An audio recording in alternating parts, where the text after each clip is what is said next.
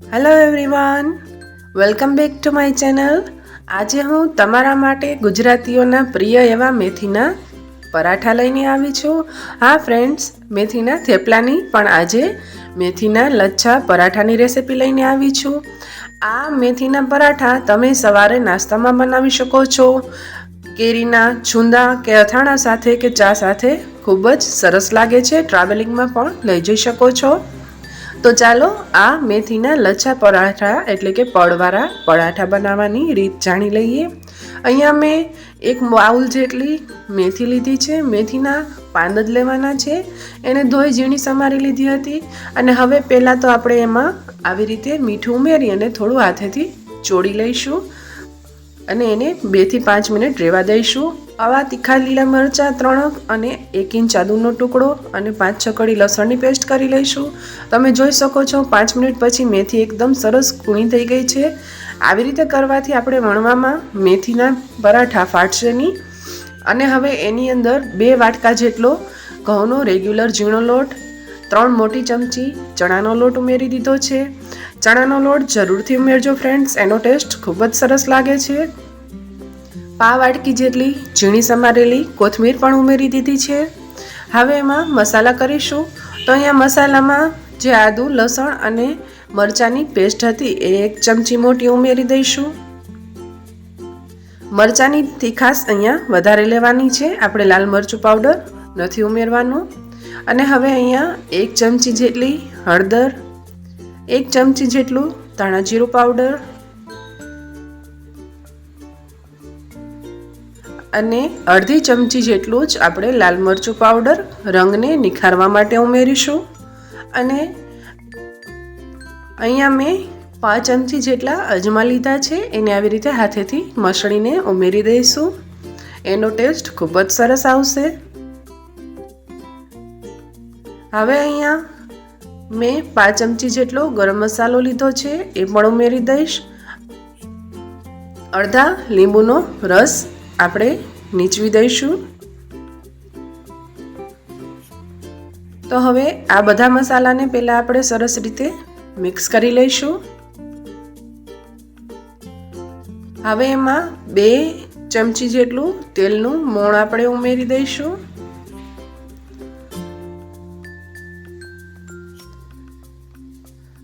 પછી આ બધો ડ્રાય મિશ્રણ પહેલાં સરસ રીતે આવી રીતે મિક્સ કરી લઈશું. મેથીમાં જે મોઇસ્ચર હોય એના કારણે સરસ લોટ અને મેથી મિક્સ થઈ જાય છે. હવે થોડું થોડું પાણી ઉમેરતા જઈ અને મીડિયમ કઠણ એવો આપણે લોટ બાંધીને તૈયાર કરી લેવાનો છે. અહીંયા 5 થી અડધા કપ જેટલી જ પાણીની જરૂર પડશે, એટલે કે 4 થી 5 ચમચી જેટલું જ. તમે જોઈ શકો છો લોટ સરસ બંધાઈને તૈયાર થઈ ગયો છે. આટલો મીડિયમ સોફ્ટ લોટ આપણે રાખવાનો છે. હવે આ લોટને 1 થી 2 મિનિટ માટે મસળી લઈશું અને પછી એને ઢાંકીને 10 થી 15 મિનિટ માટે રહેવા દઈશું. 10 થી 15 મિનિટ પછી 1 થી 2 ચમચી જેટલું તેલ ઉમેરી અને લોટને સરસ તેલથી કેળવી લઈશું અને સરસ રીતે 1-8 મિનિટ આવી રીતે મસળી લેવાનો છે. તો ફ્રેન્ડ્સ, આપણો લોટ અહીંયા સરસ તૈયાર થઈ ગયો છે. હવે એના એક સરખા આપણે મોટા લુવા કરી લઈશું. આટલા લોટમાંથી તમે 10 થી 12 નંગ જેટલા પરાઠા બનાવી શકો છો. ડિપેન્ડ કે તમે કેટલી મોટા કે નાના પરાઠા બનાવો છો.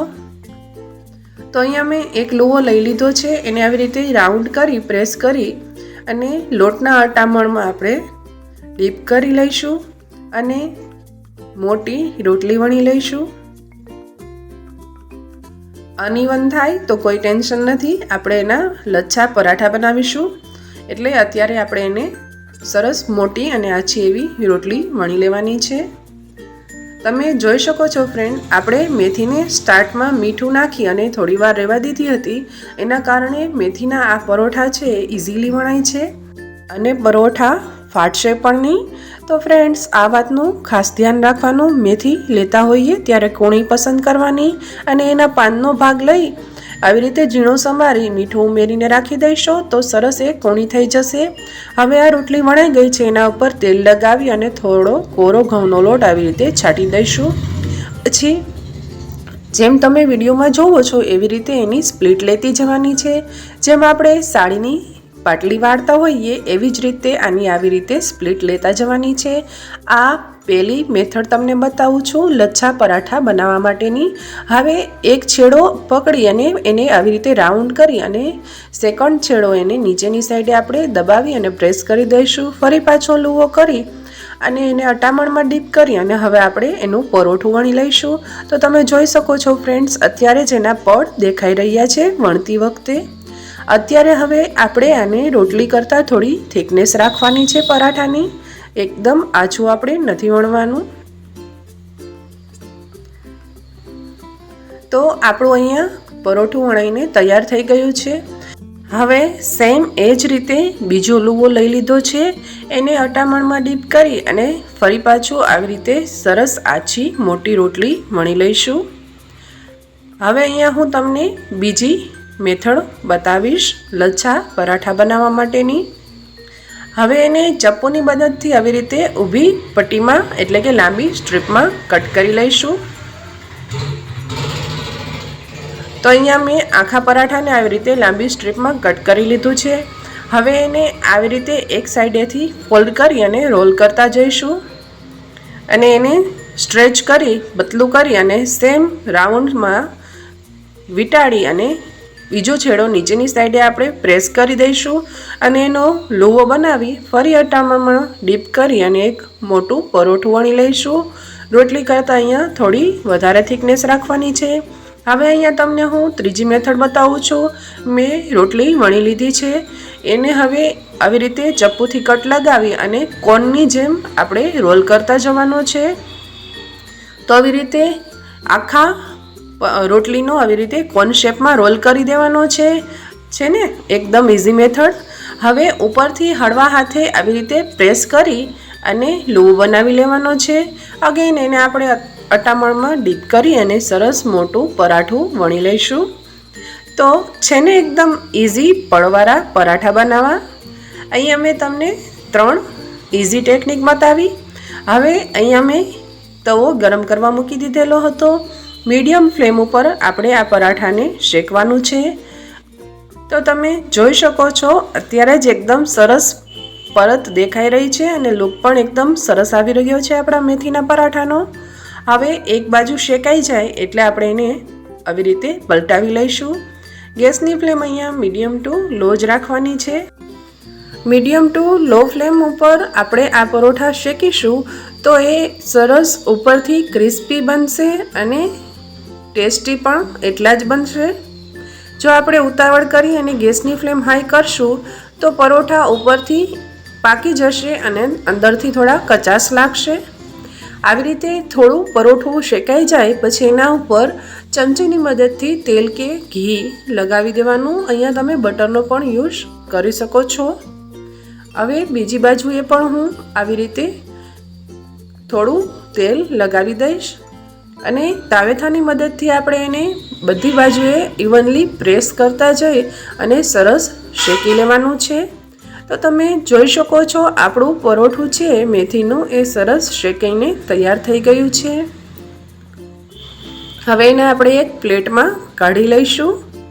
સેમ આવી જ રીતે આપણે બધા પરોઠાને શેકી લઈશું. પરોઠાને થોડું શેકાય એટલે આપણે એને થોડું પલટાવી લઈશું. અહીંયા આપણા બીજા બધા પરોઠા પણ શેકાઈને રેડી થઈ ગયા છે. તમે જોઈ શકો છો ઉપરથી એકદમ સરસ ક્રિસ્પી અને અંદરથી એકદમ પોચા એવા આપણા મેથીના લચ્છા પરોઠા બનીને તૈયાર થઈ ગયા છે. તો આવી રીતે હું બધા પરોઠાને શેકી અને તૈયાર કરી લઈશ. ગેસની ફ્લેમ મીડિયમ ટુ લો રાખવાથી બધી બાજુએથી પરોઠા સરસ ઇવનલી કૂક થઈ જશે. હવે આપણે એને સર્વિંગ પ્લેટમાં લઈ અને સર્વ કરીશું. તો ફ્રેન્ડ્સ, આ શિયાળામાં તમે પણ ફ્રેશ મેથીમાંથી મેથીના નવી જ રીતના લચ્છા પરોઠા ઘરે જરૂરથી ટ્રાય કરજો. બધાને ખૂબ જ પસંદ આવશે.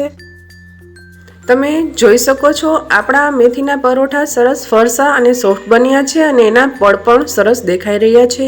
તમને જો મારી આ રેસીપી પસંદ આવી હોય તો એક લાઇક આપી દેજો અને મારી ચેનલને લાઇક, શેર અને સબસ્ક્રાઈબ કરવાનું ભૂલતા નહીં.